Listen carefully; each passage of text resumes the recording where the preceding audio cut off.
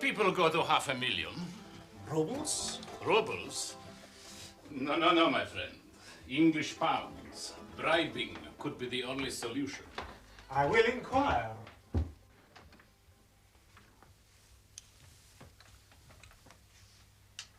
There is a girl here tonight. I noticed several. She could be the key. Is there anything I can do? A complete character assessment. Her name?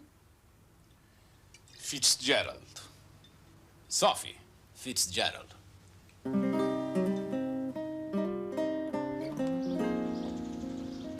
Thank you so much, Brandis. I did enjoy that. I'm so pleased you could come. Come along, Barbara.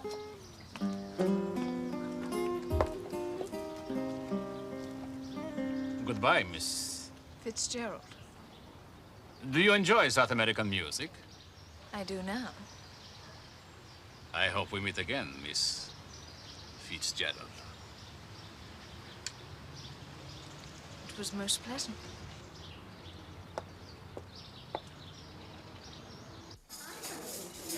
Well, this is nice.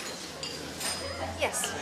We girls used to pop over here through sight when we had our office on Pennant during the Blitz. So it's still not known about. Even the bus conductors knew it was there. It's been too long. Frankly, it's always a delight to see you, and I had no hesitation in cutting the permanent undersecretary's morning prayers to make this rendezvous. Thank you. But you should know by now that I wouldn't want to waste your time. Dancing to Carol Gibbons in the Blitz. It really so long ago. I saw Ferrandith yesterday. I was at his house, a concert. Ferrandith? Don't Ferrandith me, Aubrey. Everyone knows Ferrandith. He's a top international freelance. A journalist? An agent, dear. He's worked for the Russians, he's worked for the Americans, he works for the South Americans and the Chinese. Oh, that Ferrandith. Yes, that Ferrandith. How do you know about him? I keep in touch.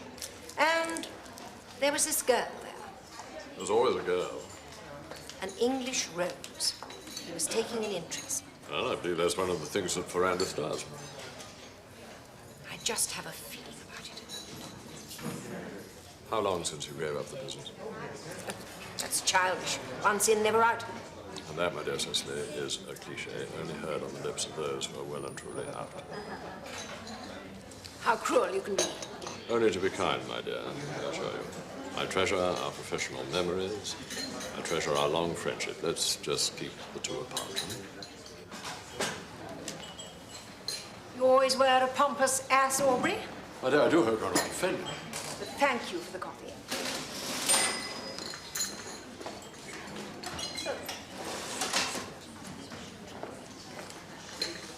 And don't say I didn't mention it.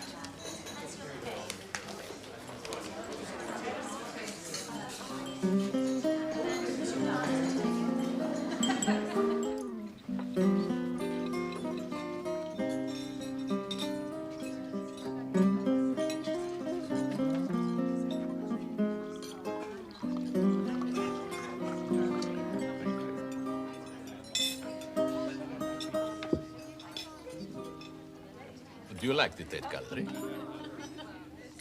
I like the restaurant. I suppose working at the Royal Academy, you tend to be partisan. Maybe. Sophy, I really had to see you again. Really, Ferrandith? I'm sure I'll be a great disappointment.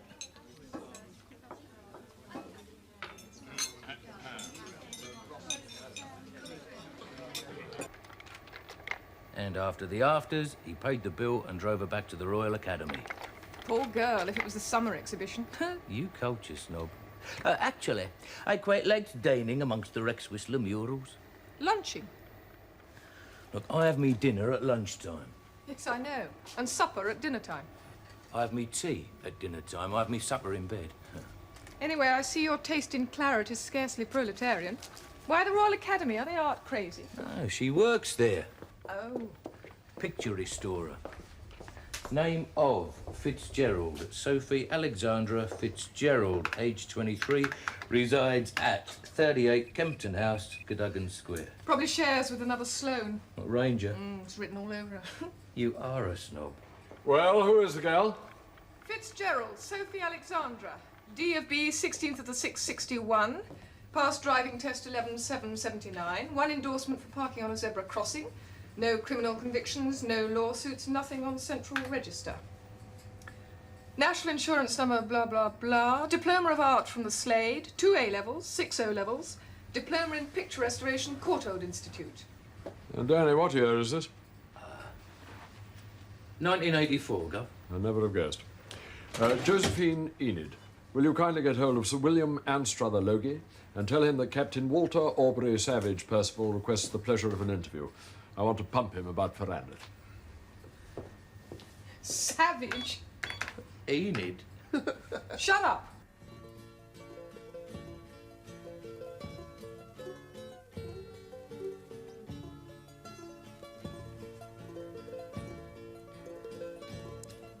It's after 1. I'd better be going. I'd like you to stay. Have I offended you? I'm still here, aren't I?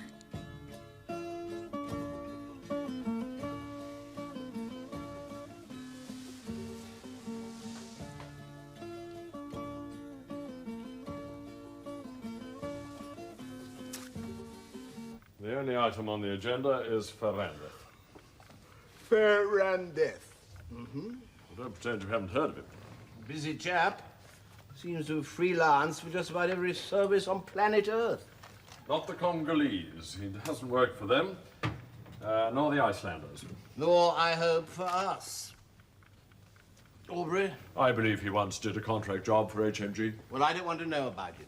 He was very proficient, if expensive. We needed someone with an ear to the Moscow ground. Well, Ferrandis certainly has that. Look, Aubrey, I do have a bed to go to. You're just cross because you missed your last glass of port with the Sherlock Holmes Society. As it happens, it was the First Sea Lord and the Chief of the Defense Staff. I must say, freelance secret agent is a most ingenious cover. Precisely when did he join the KGB? Well, let's see. Off the top of my head, he was spotted in Paris where he was studying the flute at the Conservatoire. Flute? The flute, yes. He then went to Moscow with a Patrice Lumumba scholarship, on into the KGB training school at Minsk, where he was encouraged to keep up his music as a cover, then back to Moscow, on to Havana, operational on his native heath in South America, giving concerts all the time, and then back again to Moscow to the Department S course, Section 7. Well, now he's a colonel. Quite a busy little KGB. Now he's taken a house in London for the summer. What's he doing here? I don't know. The reason I asked you here is to find out what the other chaps in the intelligence game are thinking. My dear fellow, I doubt if they even know he's arrived.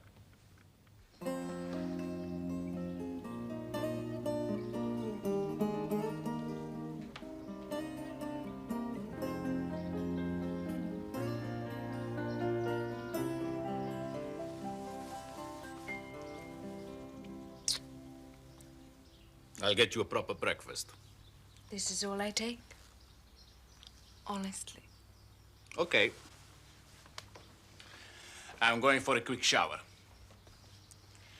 Do you work out every day, or is this just showing off? Almost every day. I have to keep fit for my work. A flute player?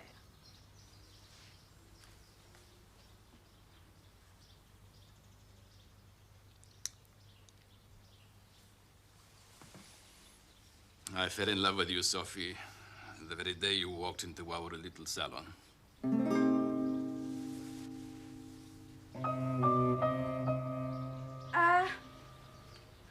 No, Frank. Sophie's... Well, her mother picked her up early this morning. I've no idea. But I can get her to call you when she gets in, okay? Cheers.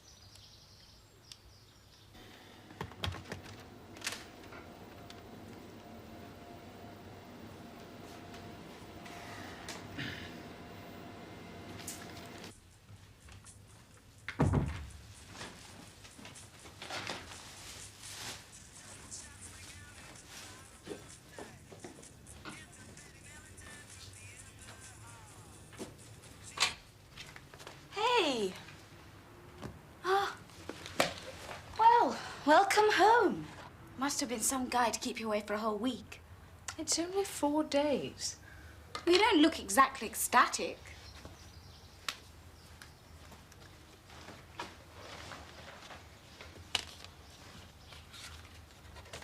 What's wrong? Do you know any...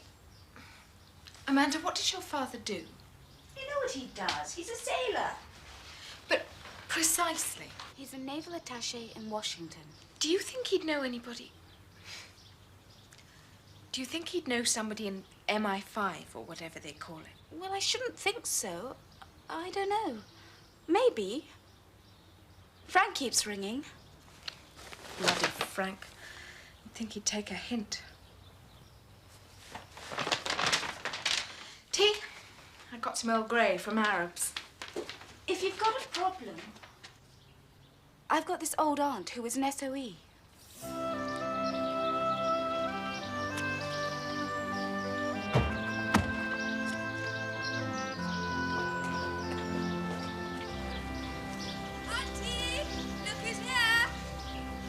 Amanda, my dear, what a lovely surprise. We thought we'd just drop in for a chat. What's up? Not broke again, are you? Yes, permanently. This is Sophie Fitzgerald. Kane, you haven't been busted for snow, have you, dear? No. Sophie's my flatmate. Well, rather, I'm hers. It's her sister's house. Delighted to see you, Sophie. Hello. This brat only ever comes to see me when she's in hot water. We love her all the same. Glass of sherry or a beer? I brew my own. Beer sounds lovely. Well, this is nice. I take it it's you with the troubles. Well, I told you about Auntie. She's very quick. Anything wrong? could we have met before? Your face is familiar. Good heavens, no, my dear. I should remember a pretty girl like you. Come on in for a drink. So dear old Ferrandith sweeps young Sophie off her feet and declares that he has fallen, quote, really seriously in love, unquote. Invites her to leave her job at the Royal Academy. How do you know where she works? My dear Cicely, I always take your hunches seriously. Yes, invites her to give up her job as a picture restorer at the Royal Academy and join him in his world travels. Playing the flute. As a cover. He makes a good living at it. She accepts? After some thought. I don't blame her. Ni moi non plus. And then, in a moment of post-coital chumminess, he tells her that he's a colonel in the KGB. Just like that? Absolutely. Just like that. Well. More tea? Thanks. I'd like a fresh pot. So what do you think? I think how extraordinarily bright of young Sophie to come straight to you, and what an astonishing coincidence. Not really. She shares a flat with my niece Amanda. Does she know that you were at Ferrandith recital where she first met him? No. I was wearing my garden hat. Really? When they came to see me. Oh, I see. Thank you, my dear. Would you like to meet her? Oh, thank you. Well, after all, she's told us nothing we didn't know already. Aubrey, she asked me to volunteer her services. Oh, God, is that the time? Aubrey. She asked you, or you asked her? A girl in Ferrandith bed. For God's sake, it's a gift. Do you know how long it takes to train an agent? Silly question, of course you do. No, definitely not. We do not get involved with amateurs. Remember August 48. So, you won't be seeing her? Totally out of the question. Well, naturally, I thought he was joking, trying to impress. Of course. But I do rather, I'm a bit fond of him. And I thought it was better to sort of check him out, if I could. Very wise. I feel a bit silly now. Tell me he's a harmless Walter Mitty character and I'll be off to South America and Peking with him like a shot. You wouldn't do anything unpatriotic. Of course not. What you did was right and proper. One can't be too careful. So, he's just a bit of a romancer? Ferrandith rapper. Oh, no, my dear. He's a colonel in the KGB, all right. Now then, tell me about yourself. Joe, I want a complete rundown on one Frank Liscombe. MSc Cantab, PhD, currently employed at the government research establishment at Great Missenden. Anything special? Details of positive vetting and other security checks. May one know why? He's in love with Sophy Fitzgerald. Ah. Whoops.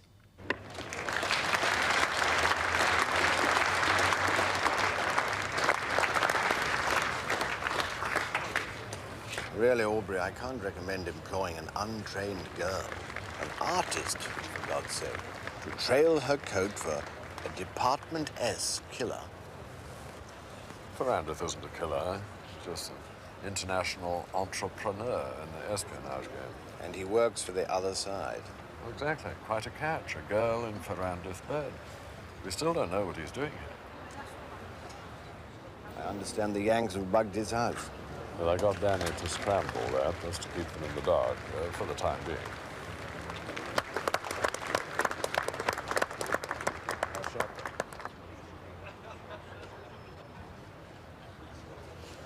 Well, I don't know, Aubrey. What's your theory? Unless I've lost my nose, he will say to her, "My dear, how charming. There's only one small snag. Moscow will not bless our union unless you can prove that you love not only myself, but also the Komitet Guzu das Bienui Bezopasnosti." Very good. And how does she prove her love for the KGB? By promising to Frank Liscombe, her devoted but so far frustrated swain, that which he most desires in return for a paltry favor. And what does Frank Liscombe do when he's at the wicket? My dear Billy, he's a principal scientific officer at our Great Missenden establishment. Currently engaged on a project of global classification, codenamed Microfish.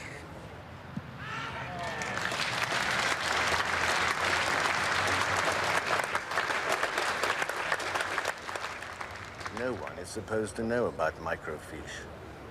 Not even you. I have a hunch they've heard of it in Dzerzhinsky Square.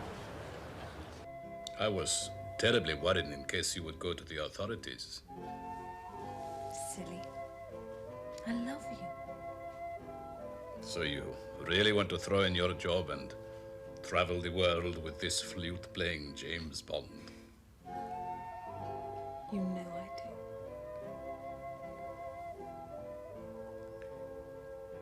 There is just one snag. I have the director of security here, and Captain Percival. They wish to discuss my work and the security aspects. That is in order. Clearance? One moment. Cleared by the Permanent Undersecretary, MOD. Thanks for checking, Frank. Thank you. Oh, well, most impressive. Tell Captain Percival how one might smuggle microfiche out of here. It's quite impossible. Why do you say that? Well, the actual formulae, for that's what we're talking about, is a very, very complex set of formulae which enable, for example, a submarine to become invisible and inaudible to all electronic devices. I should use one of those off my mat. Yes, indeed. Now, this data is stored on microfiche. Yes. Rectangular slides upon which is recorded part of each program. There are 27 microfiche slides. Of course, the one you're holding is only a blank. The classified slides are kept in classified safe number 1 in a steel container. The interior of the safe is observed by a computerized scanner, which activates if the contents are moved without authority. May I see inside? Not possible. No one, including myself, is allowed access to safe number 1 without a random selected, top security senior staff member present. I only hold part of the combination. The room is kept under TV surveillance by those 6 cameras, and also by fiber optics, plus visual surveillance through that one-way glass by the guards. No cameras, watches, or recording equipment are permitted in this entire block. As you can see, I wear a pocketless tracksuit and have to strip and change each morning and night with 2 guards present.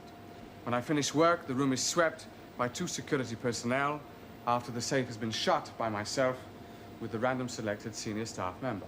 Who also wears a tracksuit. Who always? After the safe has been checked, we are then escorted from the secure area.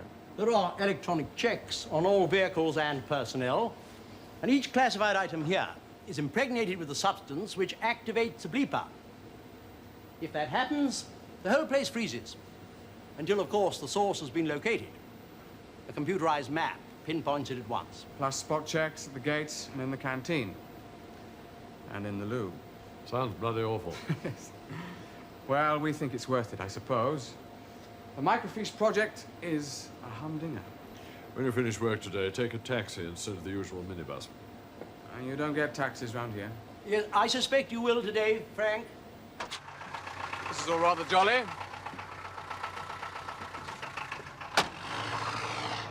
I was very impressed with your security back there. Yes, we're very happy with it. It puts us above suspicion. Unless, of course, you have an excellent memory. Yes, well, the formulae are a bit too complex for that. Have you ever tried to memorize a serious computer program? Yes, I have. Tell me, Frank, would you mind if I call you Frank? No. Would it be possible to doctor the microfiche formulae so that another able scientist or a team would spend a great deal of time and money trying to make it work? A splendid idea. Rather like what we did with Concorde. And what precisely was that? Well, the Soviets were going mad trying to get hold of a copy of Concorde. So we, some colleagues of mine, leaked a set of the plans so that they could build their own copy. A Concorde scheme, which wouldn't quite work. Of course, and it crashed at the Paris air show. Precisely. Well, that's what we want you to do with Microfiche. Prepare a complete set of slides, almost identical, but with a built-in flaw. How long will that take? A few days. It's a brilliant idea, but how are you going to get it to the Russians? I believe you're acquainted with a Miss Sophie Fitzgerald. Yes, I am, but I don't quite see what that has to do. Her new lover is a colonel in the KGB. Your heart's desires kip him with a Russian agent. He don't ruddy mess about, does he? That was a bit tough, wasn't it, sir? It was meant to be. An angry man is a keen man. He'll deliver those counterfeit formulae ahead of schedule, you'll see. But how? The Russians aren't stupid. How do you mean? Well, quite clearly, Ferrandith's mission was to obtain microfiche. That's right. Oh. And Sophie was hooked, good and proper, in what they call a raven operation. That's jargon for sexual entrapment. Thank God she came to us. She's a plucky kid. No, what I mean to say is that the KGB must know how difficult, well, impossible it would be to get microfiche out of Great Dissenden. Joe's right, you know, Gov. If the lusting Liscombe delivers the goodies to Sophie just like that, now they're bound to smell a rat. Precisely. Which is why you, Danny, are going to devise a scheme for Liscombe to smuggle the dud microfiche out of Great Missenden without anyone being any the wiser. Happy birthday, Joe, dear. You did remember to book the table. Hello, Frank. Sit down, Frank.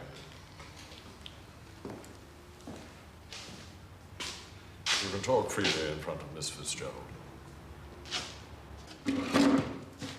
She is familiar with the broad outline of our plan, also the name, though not, of course, the function of microfiche.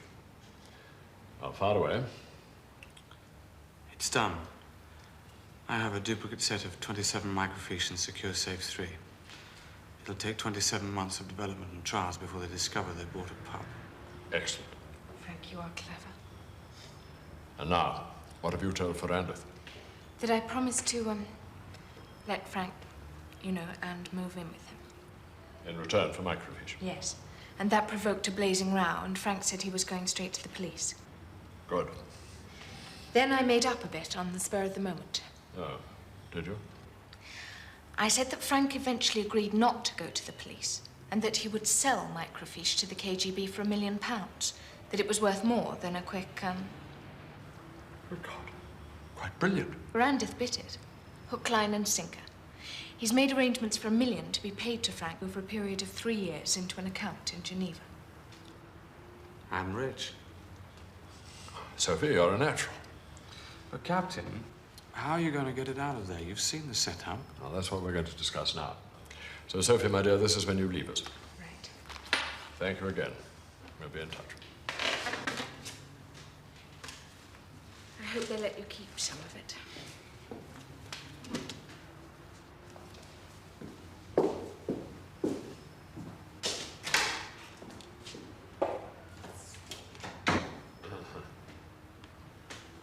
Sorry. Now then, if Ferrandith is to be duped into believing that your stuff is genuine, he must also believe that no one at Missenden knows that it's gone. So you will have to steal it. Fine. Don't worry. I've got a chap called Danny.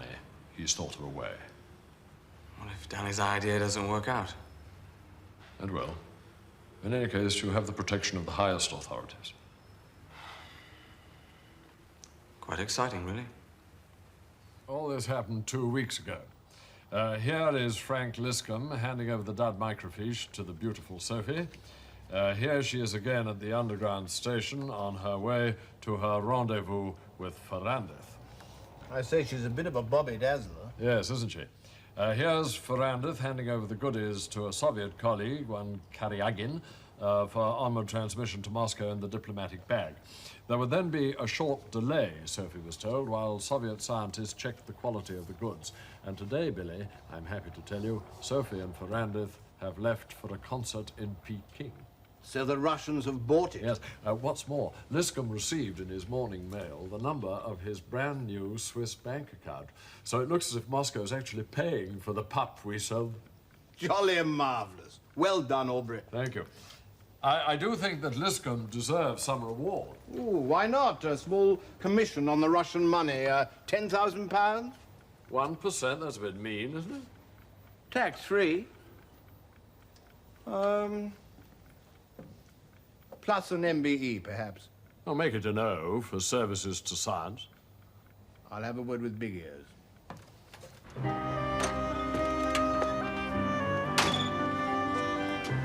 He's going to be dead chuffed, our Professor. No, £10,000 an OBE. Quite a lucky little scientist.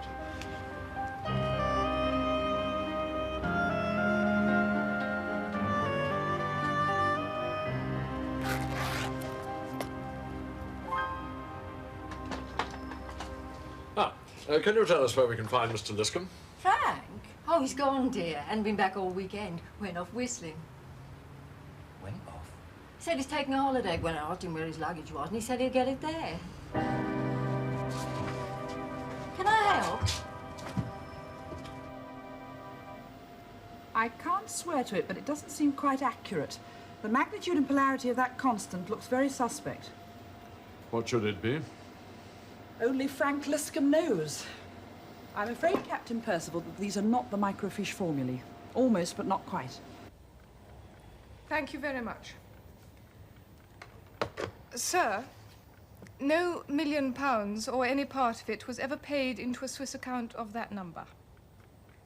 No. No, I don't suppose it was. There is, in fact, no such account. You're a naughty boy, Aubrey. No. You did meet Sophie Fitzgerald. Did I? She said so in her letter. What letter? She wrote to him. She soon got bored with our friend Ferrandith, and she left him after a month.